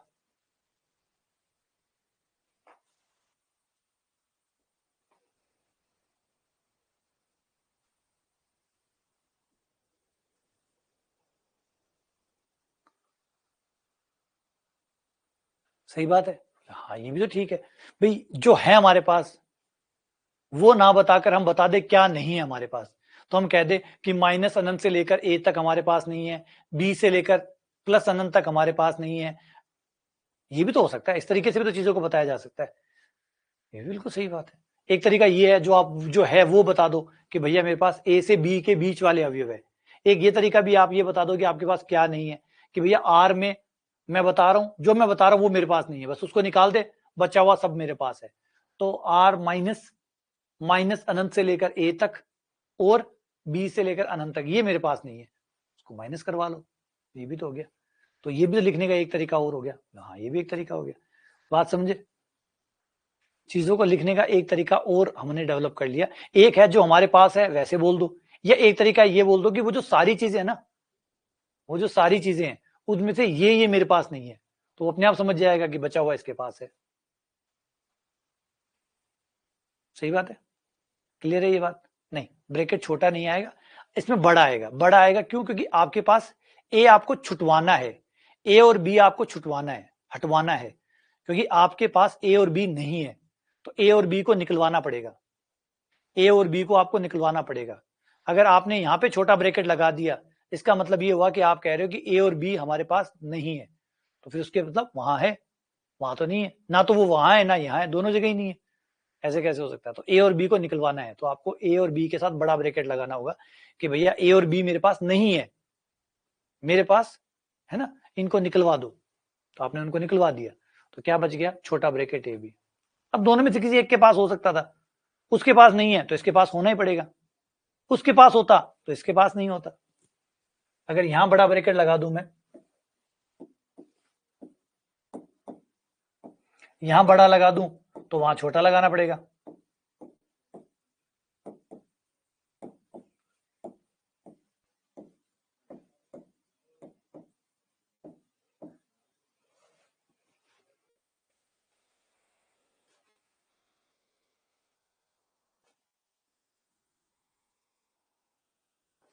ठीक है, अब आपने क्या कहा कि माइनस अनंत से लेकर ए से पहले पहले वाला हटा दो, बी से अनंत वाला हटा दो, फिर जो बच जाए वो उत्तर है। तो ये हो गया।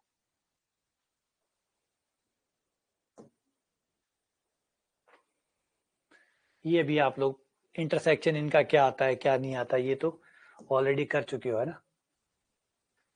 अब आगे बढ़ जाते हैं लास्ट हिस्से के ऊपर, फिर कल से हम इसके एमसीक्यू शुरू कर देंगे।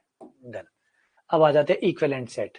दो सेट जो है वो इक्विवेलेंट कहलाते हैं या समतुल्य कहलाते हैं। इक्विवेलेंट या हिंदी में समतुल्य कहलाते हैं अगर उनमें अवयवों की संख्या बराबर है। जितने अवयव ए में है उतने अवयव अगर बी में है तो दोनों इक्विवेलेंट कहलाते हैं। हम कहते हैं कि ए और बी इक्विवेलेंट है। Number of element in A, number of element in B बराबर है, नंबर ऑफ ए और नंबर ऑफ बी बराबर है।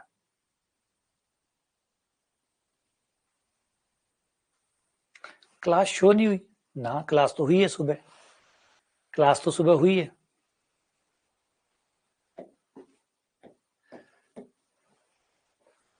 एन ए बराबर एन बी,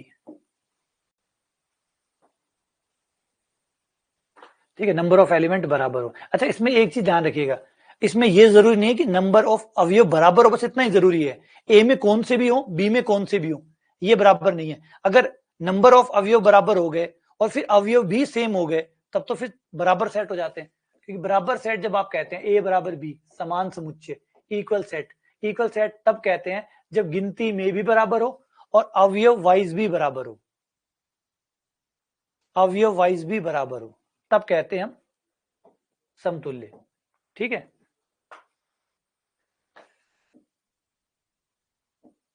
तो इस केस में अगर दो सेट नंबर वाइज बराबर है तो भी इक्विवेलेंट कहलाएंगे। इक्विवेलेंट में बराबर भी चलता है, इक्विवेलेंट इक्वल में अंतर है। इक्विवेलेंट और इक्वल, इक्वल में तो नंबर तो गिनती में तो बराबर होने ही चाहिए, अवयव भी सेम होने चाहिए। जो अवयव ए में है सेम वही अवयव बी में होने चाहिए। तो इक्विवेलेंट में खाली गिनती बराबर होनी चाहिए, चाहे उसमें 10 गधे हो, उसमें 10 घोड़े हो। अगर वहां 10 है, चाहे वो गधे ही क्यों ना हो, यहां 10 घोड़े हैं, ठीक है, तो फिर इक्विवेलेंट हो गया। इक्विवेलेंट गिनती पे विश्वास करता है, इक्विवेलेंट गिनती पे विश्वास करता है। गिनती में कितने हैं, वहां कितने हैं, यहां कितने हैं, बस। अब वहां गधे हैं, यहाँ घोड़े हैं, उससे कोई फर्क नहीं पड़ता कि वहां गधे को गिन के आए हो, यहाँ घोड़ों को गिन के आए हो, गिनती वाइज बराबर होनी चाहिए। लेकिन ए बराबर बी में गिनती भी बराबर चाहिए और बिल्कुल सेम टू सेम चाहिए। वहां पे जो जिनको गिन के आए हो वही सेम चीजें यहां होनी चाहिए। ठीक है, चलो अब आगे बढ़ते हैं मैन और इंपॉर्टेंट रिजल्ट इनके ऊपर। ये होता है हमारा ए यूनियन बी में कितने अवयव होंगे। एन का मतलब होगा number of element, number of element in A. A समुच्चय में कितने अवयव हैं उसको एन ए बोलेंगे, बी समुच्चय में कितने अवयव हैं उसको एन बी बोलेंगे, ए यूनियन बी में कितने अवयव हैं उसको एन ए यूनियन बी बोलेंगे। और इंटरसेक्शन में कितने हैं उसको ए इंटरसेक्शन बी एन बोलेंगे। एन का मतलब है नंबर ऑफ एलिमेंट, जो आगे एन लगा हुआ है इसका मतलब है number of element, number of element in A, number of element in B, number of element in A union B, number of element in A intersection B. ये आपके नंबर है, ठीक है। तो ये फॉर्मूला कहता है कि ए यूनियन बी के अंदर अवयवों की संख्या बराबर होती है N A plus n B minus A intersection B. यानी ए में कितने अवयव हैं प्लस बी में कितने अवयव हैं माइनस कॉमन कितने हैं, इनको घटा दो तो आपको पता चल जाएगा कि ए यूनियन बी में कितने अवयव हैं। इस फॉर्मूले की सहायता से आप इन चार में से कोई भी तीन अगर आपको पता है तो आप चौथा निकाल सकते हैं। मान लीजिए आपको एन ए एन बी और इंटरसेक्शन में अवयवों की संख्या पता है तो आप यूनियन निकाल सकते हैं, और कोई तीन पता है तो बचा हुआ चौथा निकाल सकते हैं, ठीक है। अगर दो सेट डिसजॉइंट है, डिसजॉइंट का मतलब जिनमें कुछ भी कॉमन नहीं है, कुछ भी कॉमन नहीं है इसका मतलब A union A intersection B 0 होगा, ए इंटरसेक्शन बी में कुछ नहीं होगा, डिसजॉइंट है मतलब ए इंटरसेक्शन बी खाली है। डिसजॉइंट सेट किसको कहते हैं? असंयुक्त समुच्चय किसको कहते हैं? ऐसे समुच्चय जिनमें कोई अवयव कॉमन ना हो। जब कोई अवयव कॉमन है ही नहीं तो फिर अवयव कितने होंगे? 0। तो ये फॉर्मूला चेंज होके क्या हो जाएगा? एन ए यूनियन बी बराबर n A plus n B. ये आपका फॉर्मूला बन गया। अरे यस सर, बन गया। अरे हाँ, n A plus n B, done. और अगर यही फॉर्मूला 3 सेट्स के लिए लगाना है, 3 के लिए, तो ये लगेगा A union B union C. तो क्या करना है? एक एक को जोड़ना है, एक एक वालों को जोड़ना है, दो दो वालों को घटाना है और तीन तीन वालों को जोड़ना है। ऐसे याद रखते हैं हम लोग कि एक एक वालों को जोड़ना है, दो दो वालों को, दो दो में जो कॉमन है उनको घटाना है और तीन तीन वालों को जोड़ना है। एक एक वालों को जोड़ना है, दो दो वालों को घटाना है, तीन तीन वालों को जोड़ना है, ठीक है। अब इसमें कई चीजें होती है, कई बार पूछता है कि बताओ खाली ए में कितने अवयव है, केवल ए में कितने हैं? केवल ए का मतलब ए माइनस बी, ए माइनस बी में कितने अवयव है? तो A minus B N, N का मतलब नंबर ऑफ एलिमेंट, अवयवों की संख्या, किसमें? ए माइनस बी में।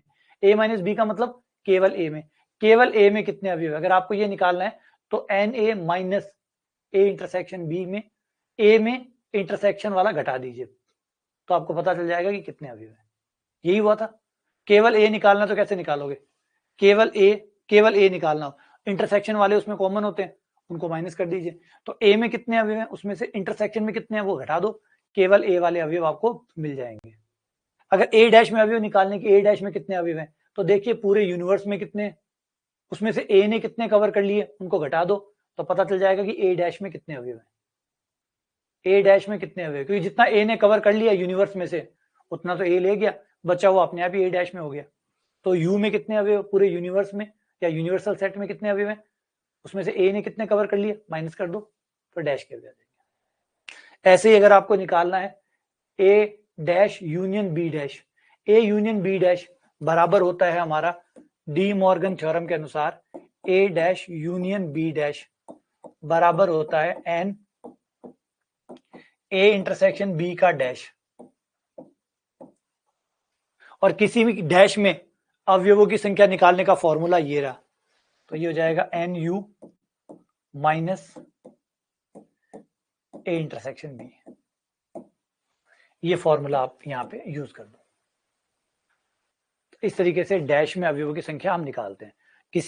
किसी के भी डैश में निकाल ले हो तो पहले उसमें कितने अवयव हैं वो यू वाले में से घटा दो तो ये पता चल जाएगा। यही फॉर्मूला इसका हो जाएगा,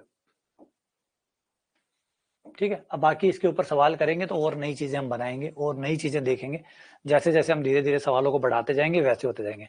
अच्छा, अब एक चीज है, ये थ्योरी कंप्लीट हो गई है।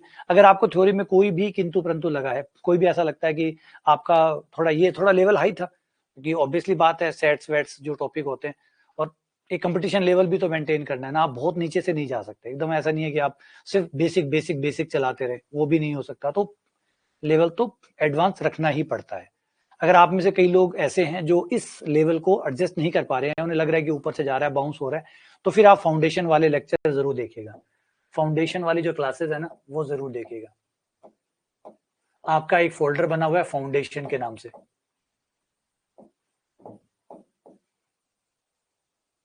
ऊपर ऊपर सबसे शायद पहला या दूसरा फोल्डर फाउंडेशन का ही होगा। आप फाउंडेशन क्लासेस में जाइए, वहां पे सीनियर खोलिए, वहां पे सेट्स एंड रिलेशन का टॉपिक मिलेगा, उसको खोलिए, उसको पढ़िए।